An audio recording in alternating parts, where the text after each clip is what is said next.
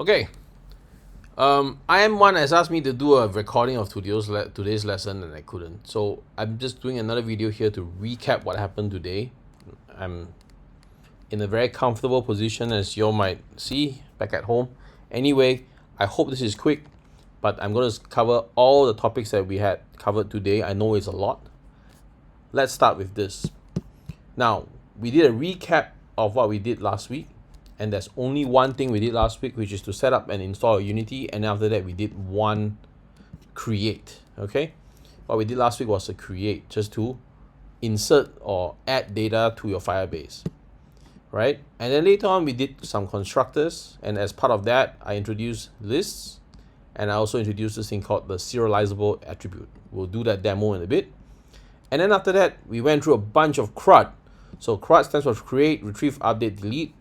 We did create using this thing called push, and then we did another one that does create or update using this thing called SetValueAsync, right? This is for updating single values. And then we did a delete, which is pretty simple. Everybody understands delete. And then we did retrieve. Retrieve is the one that is a little bit more challenging, okay?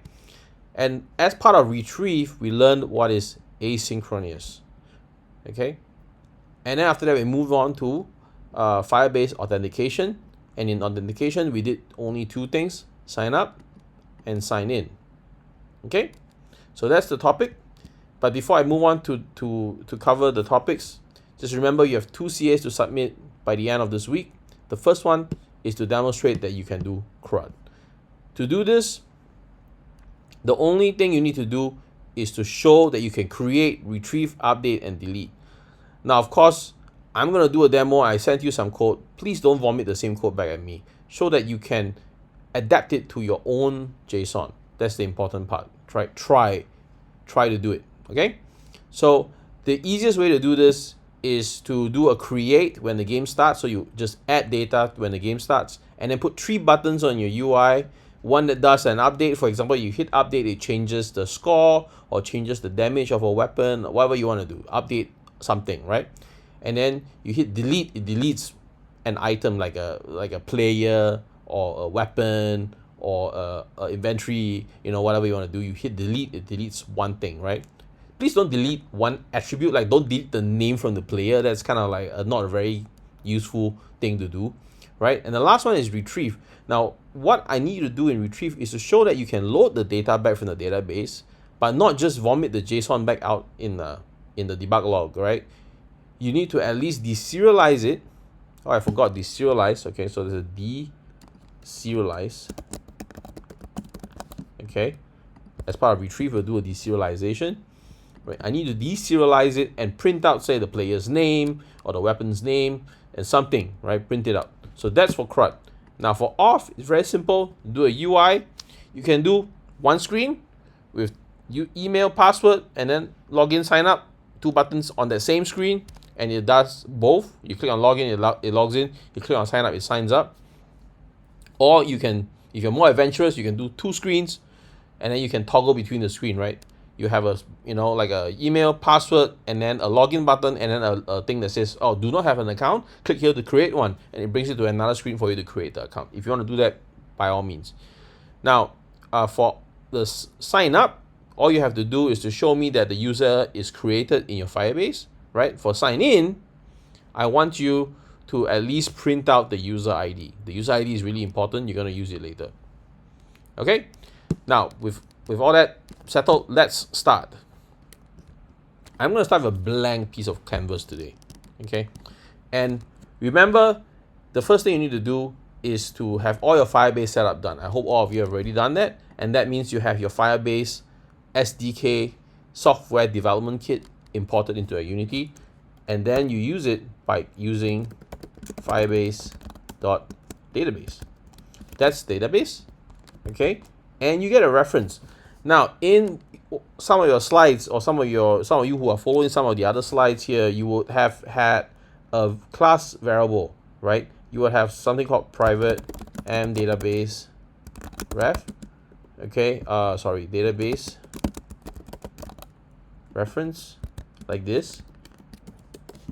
You would have something here, and then you would have set this to Firebase database dot default instance dot root reference, like this, right? This is in some of the slides, and some of you may have followed this, but in my demos, I don't do this. This is probably a good practice, but to reduce confusion, I will just take this away. I will just write my code here. So var db equals to this, and this is just a shortcut. Basically, I don't have to retype this all the time. I'm just saying database equals to this bunch of stuff, okay? And I can use it later. I can say db dot child player. So as an example, if I said child player, I'm getting the player or players, okay? If a bunch of players, players plural, okay, I get a bunch of players from my database like this. Now I could have done this.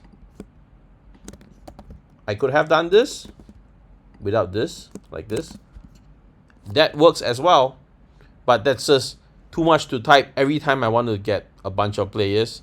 So instead of doing this, I basically said, okay, let me just store this as database. So this thing is being referenced as db, and I'll just remove this and shorten my code. Makes it look cleaner. That's all it does. Now, remember in my example, I added a player to players. So how I did that was that I created a player called Justin. So let's delete this first, and let's ignore the database bit, right? Let's just deal with the creating the player first. Remember, we created this player class. Let me just delete all this first. This is from the class. And let me just delete this. Okay.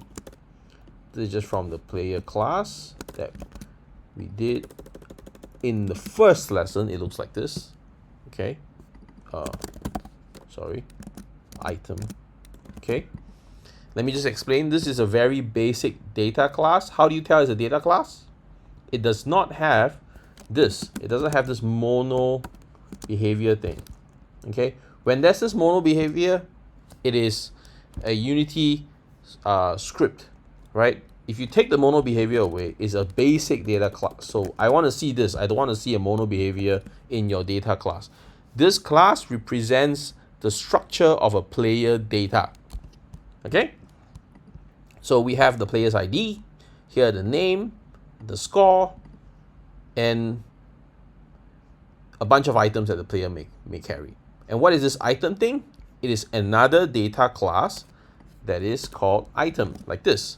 And this item has a name and basically a quantity. Maybe for the fun of it, I'm just going to change this to damage. Okay? A bit more relatable. Item has some damage, probably. So type and damage. Okay? So we have these two. And I'm just going to create a new player. So I can say player. And who's this player? Myself. As an example, is the easiest. Justin equals new player, right? And I have Justin, and I need to give Justin its property. So Justin dot, let's just comment this out. This is distracting. Okay, Justin dot player ID, and that's my player ID that I use in games. And Justin dot name is equal to Justin. Now what I've done is basically I've created a new Justin player here, and I've set the values of name, player ID, and score is just 0 because by default score is 0. I can leave it alone. Now, once I got a player, I can convert it to JSON, and this is what we did in the first lesson. So JSON utility to JSON, and I put Justin inside here. Oops. Okay. Basically, if you put your mouse over this, and I have emphasized this during my class, learn to read this from your IDE, right? What does it tell you? It basically says that toJSON takes an object, which is now I put Justin inside, right? And it returns a string. It returns a string, meaning it gives you back a string. Now there's one overload, means there's another toJSON with different parameters inside. Now here it returns a string, so string Justin JSON is equal to this. basically this is the JSON of the Justin object. Now, if I print this out, Justin JSON, you will see this information in there. So let's just go run my game.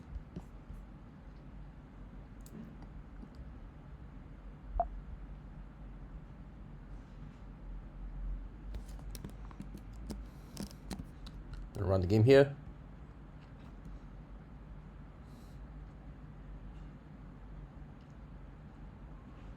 Bingo! It has printed out player ID, name, and score is 0. Okay? So I'm going really quick. This is the recap. And now I'm going to add the JSON. This is the create part, right? The C in the CRUD. So I'm going to add JSON to the database. How do I do that? I get the database reference here, database DB, db.child. So I want it to be placed under this thing called players, because I want a bunch of players, right, to be added to my database. And then I get a child, and then I use the user ID of Justin. So how do I use the user ID? I just grab this player ID, Justin's player ID, and then I say set RawJsonValueAsync, and I put the JSON inside. Okay, so under players, under the players, I put a player ID, and then I set JSONValueAsync. What this does is, let me just put some comments here so that you can understand. And I've drawn this on the board several times. Hopefully you understand by now. Players, right? And under the players, I have my user ID, which is now detach8, and under detach8, I've added Justin inside. So inside here, there's name, which is Justin. There's player ID, which is, and there's score. This is what it does. It's gone under the top level. Okay, let's just say root is the top, right? Root, that's what they call. See, there's a root reference. So that's the top level. And then inside there's players. And then inside there is this guy. And then inside this data is from the JSON. Okay, root, players, player ID here, then this represents the bunch of data here. So by doing that, I've added this into my database in Firebase in this structure. Okay, so let's look at that, how that looks like. I'm just going to go to my Unity now and run it. And at the same time, I'm just going to open my Firebase here. Now empty, let me empty it, delete. Okay, and Unity, run.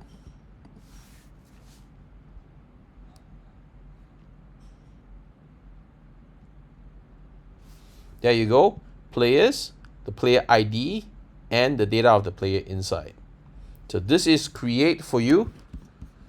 For those of you doing your CA, to demonstrate create, what I recommend is not just creating one player or creating one weapon or item, whatever you may have. Please create at least 2 or 3 so that you can play around with it with your update and delete later. Okay, if you create one and you delete that one and you try to update it, that would be quite goofy, right? So create 2 or 3 different ones, and then let the update and delete do different things to different players or different items. Okay, so we have covered the recap. Now let's talk about constructors. Okay, if you look at the code here, this 3 lines, line 8, 9, and 10, they look pretty cumbersome. Now what if I could simplify it to just like this? I want to create a new player called Justin with a user ID detach8. Now if I did this, wouldn't my code look nicer? And you absolutely can do this, but now there's a red squiggly line and it's complaining like player does not contain a constructor that takes 2 arguments. So we need to go and create this constructor in our player class. So let's go to the player data class here and create a constructor. The rules to constructor are these. First, you need a public accessor. Constructors are public, and the constructor takes the name of the class. I can't call it player, I can't do this. that is not allowed. You see a red squiggly line. Okay, I can't do this. It has to follow the exact name of the class. Okay, and then I define what do I want in my constructor. Now I may have a bunch of stuff here, right? But I may not need it when I create my player. So when I create my player, I may only need player ID and name. So I can say string ID and string name. I only need ID and name. I don't need the rest. So I can say ID equals to player ID. Player ID equals to ID. Basically, I take this ID and I store it in this player ID up here. And then name. This is challenging because name, they both have the same variable name. It's a conflict. So I have to do this.name equals to name. What is this? This refers to, I know it's confusing, this refers to the class. So it refers to the name in the class. So I'm setting this name here. This is this name. Okay, here.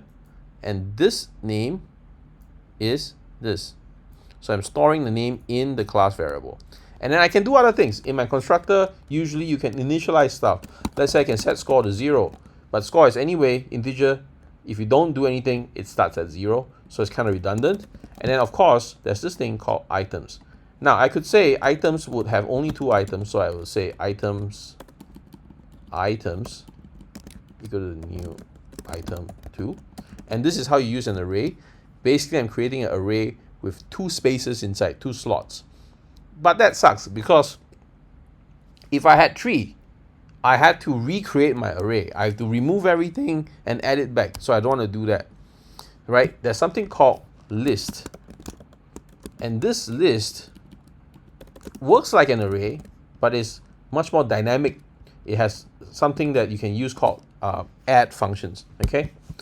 So anyway, let me just show you how you basically change it to a list by using this, by doing this. This means, how do you read this in English? List of items, okay? List of type item. So list of items. And if you get an error like, oh, list is not found, you have to import this thing, system collections generic. My Visual Studio did it for me automatically, okay? And to initialize list, you have to do this, items equal to new list of items, like this. And that's it. I have initialized my list so that I can use it later. If I don't initialize it and I try to use it later, there will be an error. Now there are 2 ways of doing this. Doing it in the constructor is one way, and the other common way is actually to do it directly here, like that, like this, okay? This is the other way. Do it right here. This is valid, okay? So is this. So for the purpose of constructor demonstration, I will do it here. And of course, for item, we also want a constructor. So let's make a constructor. Once again, constructor rules. First, it has to be public. And then it has to have the name of the class, item. And I will define what I want to be in here. So I'll say string type and int damage. Okay? And for this, I'll say this dot type equals to type. I'm storing the values. This dot damage equals to damage. That's it. I created my item. This is junk. Just delete this.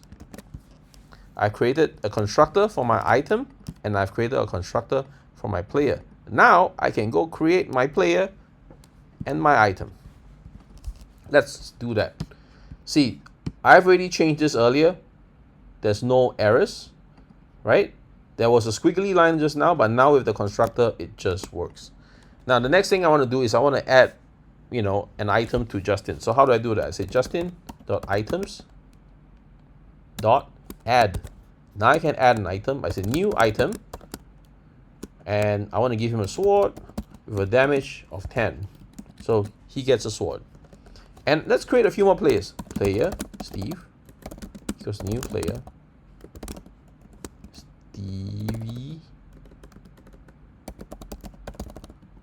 Steve from Minecraft.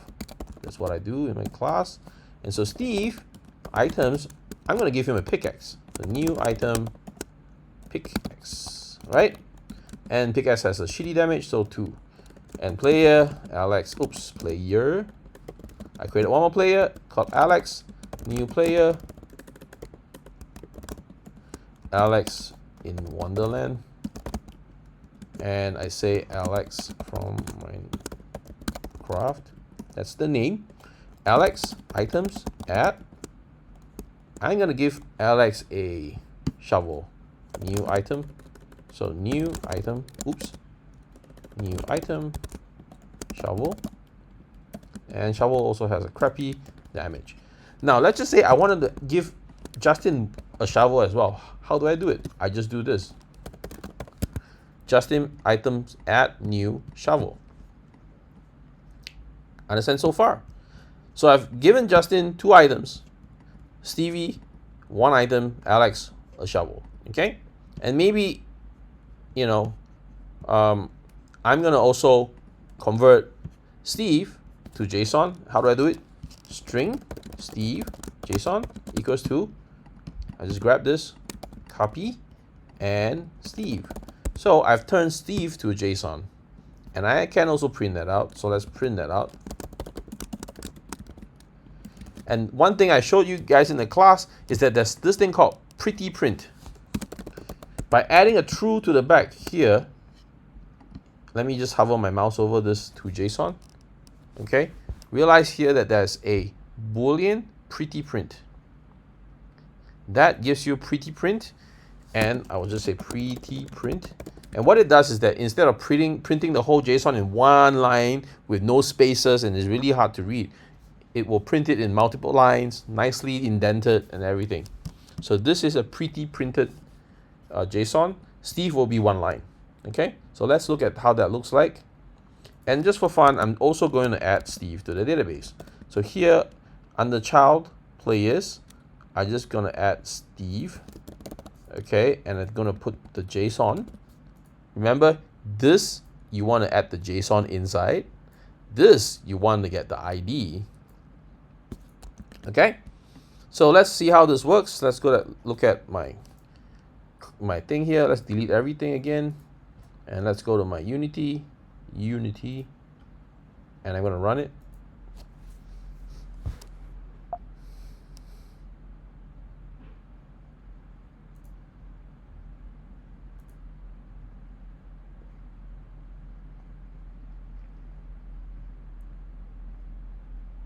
There you go.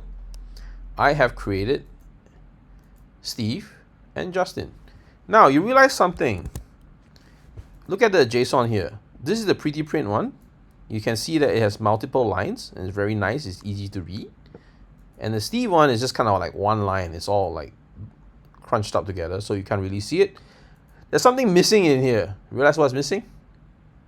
Where are my items? Where's my sword and my pickaxe? It's nowhere to be seen here. Well, the reason why it's nowhere to be seen here is because even in the JSON, I don't see it. There's no sword and no pickaxe here. So the fix for this is to use this thing called the serializable attribute. Okay, I don't know why my IDE keeps adding this random shit. So anyway, serializable attribute, say serializable. And to add this, you need to import system. Okay, so you need to use using system. It gives you this serializable, and you add it to every one of your data class. So here I'm going to add it to my player, and I'm also going to add it to my item. Okay, oops. Oh my god, let me just type it. Sometimes it's faster to type. There you go. So I've added serializable, and once again, you need to import system. Once I put serializable on my data classes, it will work. So let's try again. Let's go to Unity. Let's go to my Firebase, delete everything, delete. Okie doke. Let's restart my game. Stop. Start.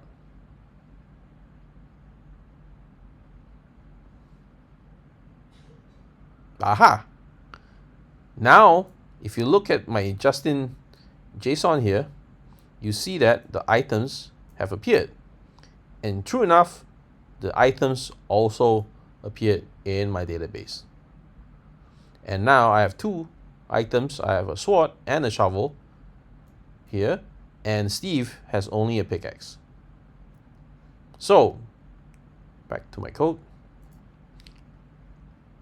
So, here I have demonstrated to you how to use a constructor, how to make a constructor here. This is how you make a constructor. All right. How to use a list. List is an array. It replaces an array. It makes it more convenient to use arrays. Okay. And how to store a bunch of stuff, including the list, into your Firebase using SetRawValue. Okay, SetRawJsonValue. So this is basically an extension of what we learned in last week. And of course, there's this PrettyPrinting, aids your debugging when you print it out. So let's move on to the next topic. Now, before we move on, just to clarify, list, I said it replaces an array. It's kind of like an array. The technical term for list in computer science is called a linked list. I don't know what the implementation is. Usually we use a linked list, but do read it up and see if list in C# is indeed a linked list. Okay, next thing. So we have done constructors, we've done lists, we've used the serializable attribute up here in your player class so that it can serialize the stuff that's inside, okay, and the item as well. And we have done basically a basic create. Now let's go on to use push. And the example I used in class was this. Now, we have the database here, okay, this database. If I use database, the child players, most people understand this so far, but if I don't use the player ID and I said push, and I set raw JSON value, now let me just make a JSON of Alex. So here, Alex, okay, and I'll put Alex JSON in here. What I've done is I've converted Alex to JSON, and I've used push, and I've stored the value of Alex inside after I push. Now let's see what happens first, and I'll explain why. Let's go to Unity, stop.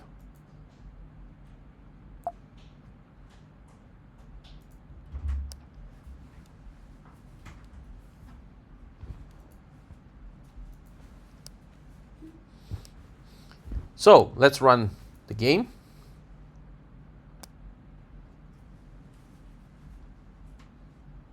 And Ethan is joining me here. You realize that now we have added Alex to the database. And Alex has appeared, but there's something weird, right? It's no longer a user ID. It's not Alex in Wonderland. It's just like gibberish. Now this is created by that push thingy. Okay, and so I'm just going to demo this. I'm going to stop the game. I'm going to run the game again. Was my son coming in? I'm going to stop the game. I'm going to run again. Observe what happens on the left. Stop it. Run it again. Realize what just happened? Every time I run the game, it creates one new thing. But it's the same Alex, it's the same Alex object, but every time I push, it pushes a new thing, and it sets Alex inside. So let's go back to the code and understand what's happening here. Every time I run the game, it calls push, which creates a new thing, okay, which creates a new randomized child. It's not really random, but fair enough, right? It's a new thing, a new child, maybe with a random ID, right? And then I store the value of Alex inside. So if you wanted to add a bunch of things into your database and you didn't know what ID to give it, you're like, let's make a random ID. Push is the ideal way to do this. Okay. Now, if you wanted to know a bit more about push, and this is where some people are lost, you could take push and find its key. How do you do it? Okay, you do this. I take this away first. Okay, let's ignore that part. Let's gonna put a comment here. Okay, we end it at push. Now, push returns you a database reference. Okay, and so I can call this thing a pushed reference, or I can just call it ref, whatever you want to call it. Okay, so I'll just call it a push reference. Okay, and push reference has this attribute called key, push reference key. So by using push reference key, you will know what the key is that it generated. So let's debug log this. Okay, I debug log the key. It will basically tell me the key that was generated. All right. So remember here, I only, let's just put a line here. All I did was to call push, and then I debug log the key. I have not saved anything. I removed the save. Okay. So I did not store Alex into this pushed list. I only printed the key out. Let's look at what that does. Back to my Firebase. Okay. And let's run it. Pay attention to both.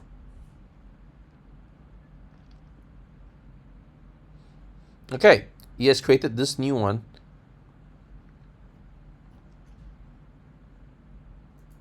But you see, there's nothing here. You see that? This one that ends in M8PT is nowhere to be found here. Why? Because I haven't set any data to it. But it has already generated the key. And I could use the key if I wanted for some purpose. I could use it like this. I could use the key, right? I could say alex.playerID is equals to this key. So instead of asking Alex to type in his player ID, I could generate a player ID for him. I could use the key that was generated, okay? And then I can now convert Alex to JSON. Remember, once you change the value, you only convert to JSON at the end after I've changed the value. So I changed his player ID here, then I'll convert it to JSON, then I'll save it. How do you save it? You take this push reference and you just say SetRawJsonValue. Let me repeat that. We have created a push which generates a reference. Okay, using the reference that creates this random key, I retrieve the key. I ask the Firebase, hey, give me the key that you just generated. I'm going to store it as Alex's player ID. So instead of asking Alex to key in a player ID, I'm now going to generate him a player ID. And then after I've done that, after I've modified his data, I go ahead and convert Alex to a JSON. And once I've converted it to a JSON, I grab that reference, which is that random generated key, right? That reference, it references the path that path players and then that random key. Okay, so I can then immediately say set raw JSON value, and it will store the Alex object under that key. Okay, so this is exactly what happens. Let's look at Unity again and my Chrome.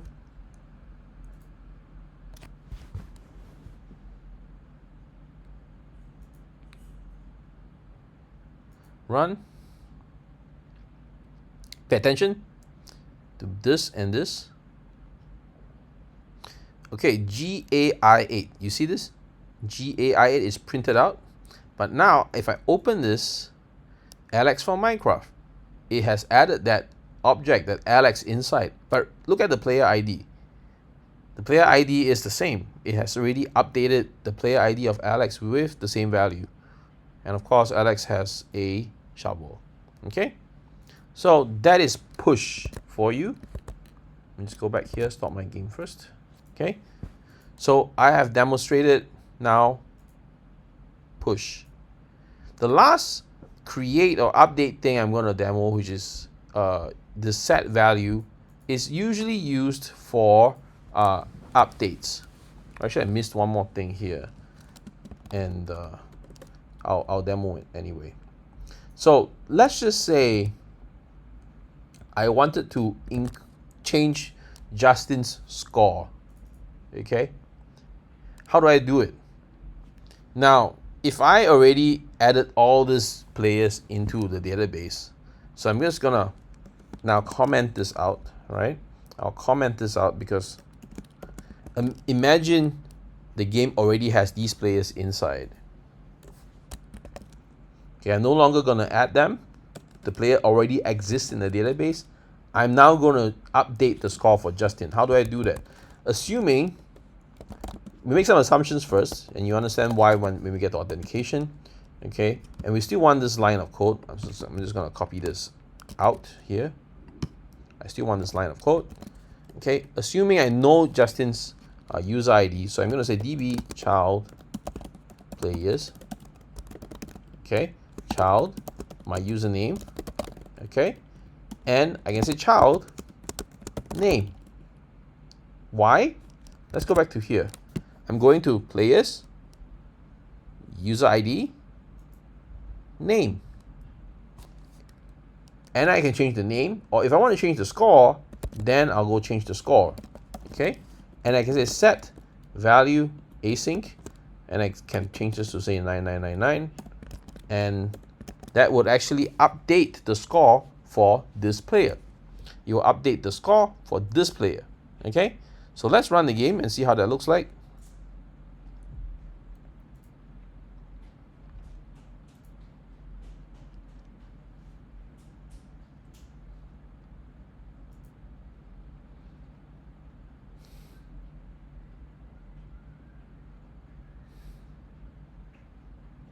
Look at that. The score went from 0 to 999. Well, not triple, 9999. So that got updated, and it only updated the score. It didn't change anything else. You saw the orange things that appeared. So let me just maybe drop at 19, save again. Go back there. I'll just do it one more time so you can see it. Ready? 1, 2, 3. Oh, this is slow. Run. Watch this.